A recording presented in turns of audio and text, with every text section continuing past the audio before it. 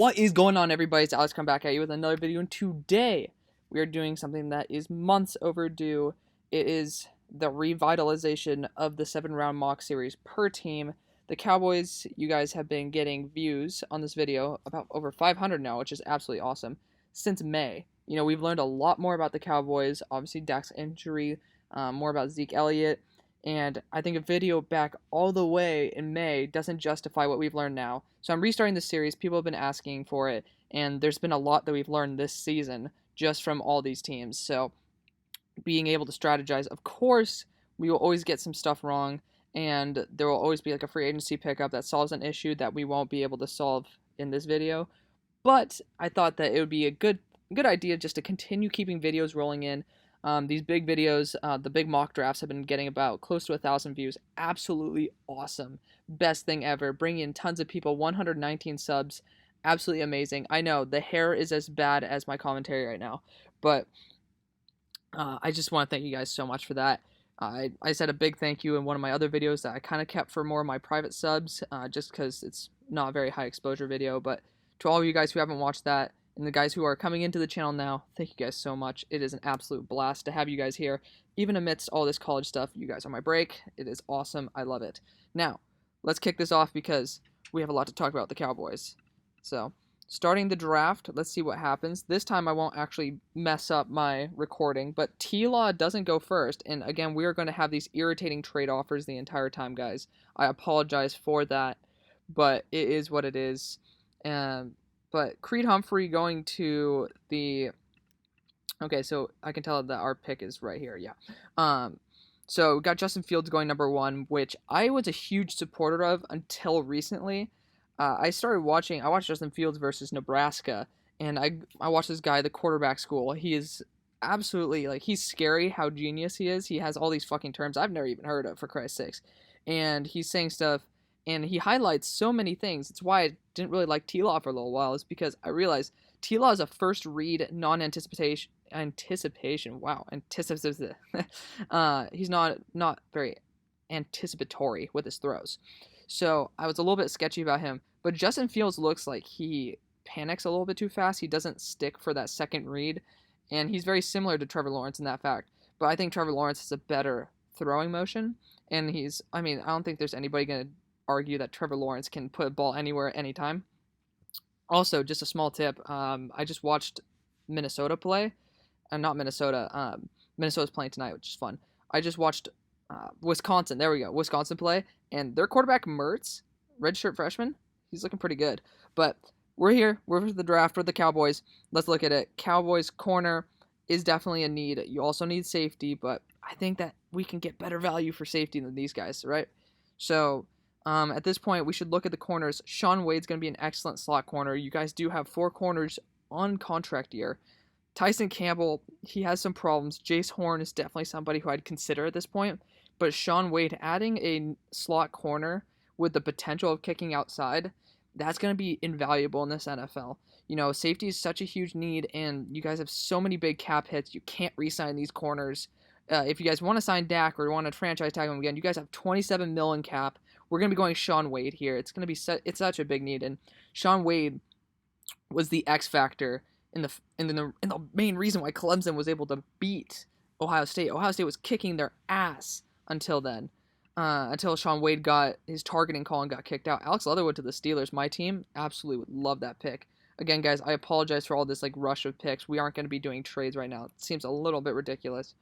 But I mean, Terrace Marshall, I'm starting to like him a lot more. It's definitely a new hot pick. And again, I'm sorry guys for these picks. I wish I could just turn off all the trade offers. It is a little bit spammy, but that's okay. We gotta do what we gotta do. At this point, this is a great spot for a safety, if we can have one. And right now, there really isn't that great of options. Trayvon Moehrig would be a solid option here. But I think I'm going to wait till the 3rd round for that. So what can we do besides that? We're stuck without getting a safety right now because, I mean, we don't want to reach, right? Cowboys never really reached. If you ever watch these drafts, they get excellent value per pick. So let's actually see who's here. Brevin Jordan. I mean, I know Dalton Schultz is looking good, and as well as who else is there? I'm blanking on the guy's name, and you guys just signed Jarwin. You just signed Jarwin to a 4-year deal, but I mean, getting a guy like Brevin Jordan, easily first round talent, wouldn't be a bad idea. And especially after this game that we just watched, where Zeke just looked bad. Najee Harris could be a move here, but we're not going to go that crazy, guys. We're not going to go that crazy.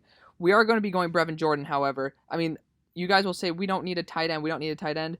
There's a difference when you get a guy who should be mid to late first in the late second. So Brevin Jordan, insane steal right here. And again, we're going to be targeting some offensive line down the line, hopefully. No pun intended. But right now, my next goal is to get a safety. And if we do not get a guy like Hamza, if we don't get a guy like Andre Cisco, we could be targeting a Caden Stearns or a Hamza, which would be quite awesome. Again, I'm sorry guys for the spam of picks. I really wish, like, I paid freaking like $100 for this service to be able to trade up with things, and of course I don't ever use that because who the fuck uses this? It's just become a royal pain in the ass. So apologies for that, but at this spot 78, Andre Cisco and Hamza are here. You know, safety has become a big issue, and the Cowboys have been getting pretty lit up. But if we're looking at Hamza, he's 6'4", 215 pounds. I don't know Andre's size. He's 6 foot 203. I think there's a lot more potential with Hamza. Andre has fallen as well as Hamza throughout like the draft process, like what, like TDN updating their draft board. If we want to look at their player rankings, we can see actually who they value, and they're pushing Hamza a little bit down. I had Caden Stearns above Hamza as well as Cisco, but the fact is you potentially get a 6'4" athletic freak, and the Cowboys, I mean, they're kind of in win now mode, but also in rebuild mode. I mean, with Dak Prescott, you don't know what you're actually going to be into.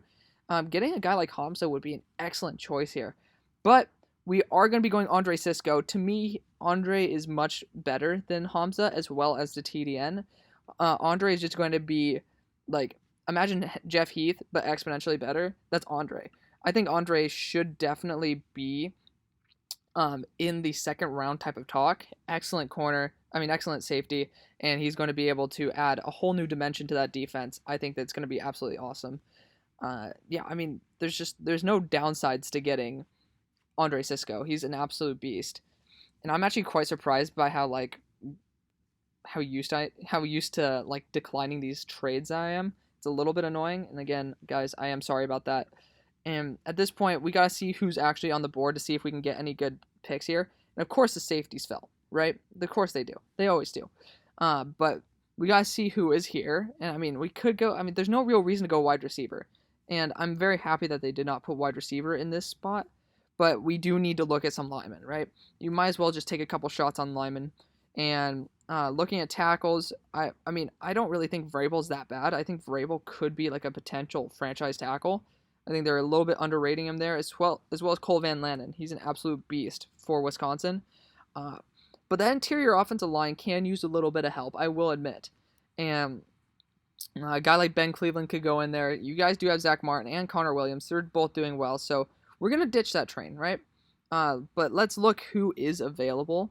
And you guys got, like, I mean, there's no real needs on this team that is absolutely scary to me. Like, there's no real scary need. And I'm thinking about getting Journey Brown here, and here's why. Zeke has shown that he really isn't worth the money you guys paid him, and Tony Pollard really isn't stepping up. Journey Brown is going to be that nice 1-2 punch to keep Zeke fresh, because, I mean, if you pay him that much money, you might want to have him last.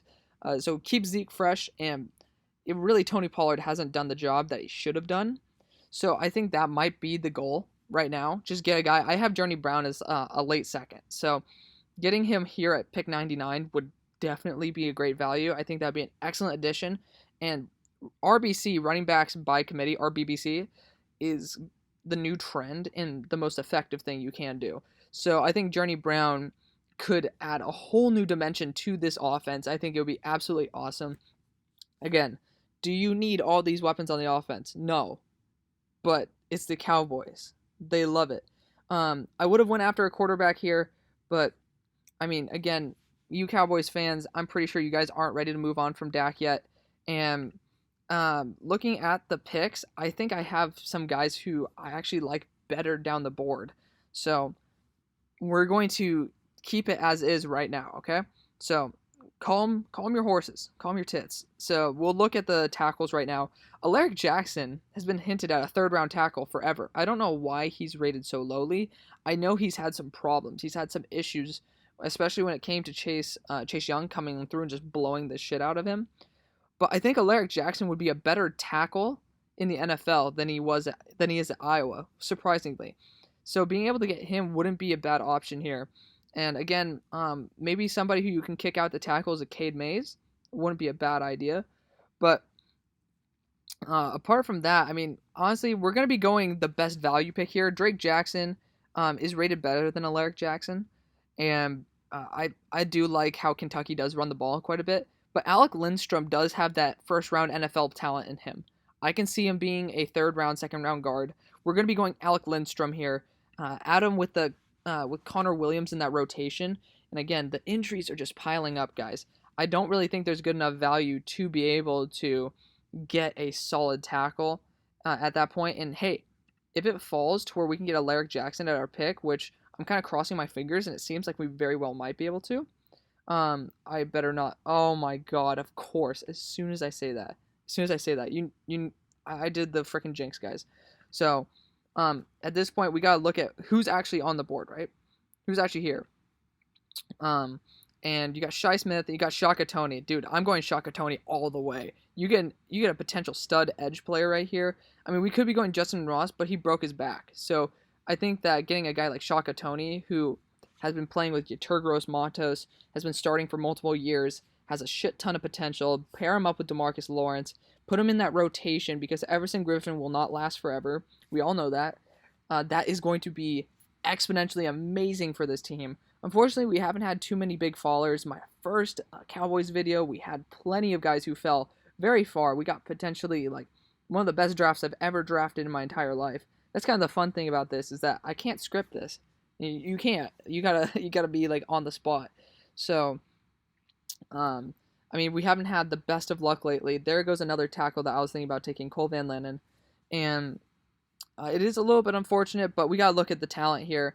And I think you guys, it's hinted that Amari Cooper could be on the trade block. That's a little bit scary to me, especially since you just gave him a $100 million contract. But it is potentially possible to try to free up cap space. It could be possible. But I think there's a better choice here, and that's going with another corner.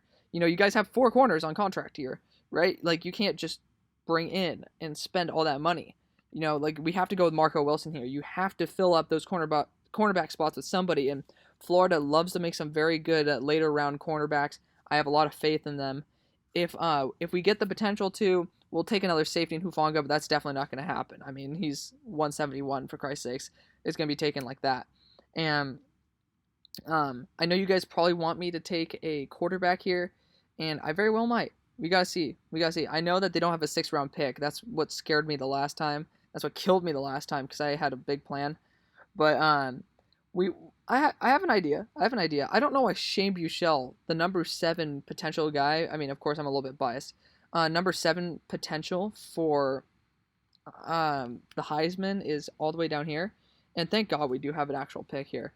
But, oh man, Brock Purdy just went. Of course he just goes. But guys, I think that getting a guy like Shane Buechele or Brady White is an excellent choice. Shane Buechele is extremely underrated on this.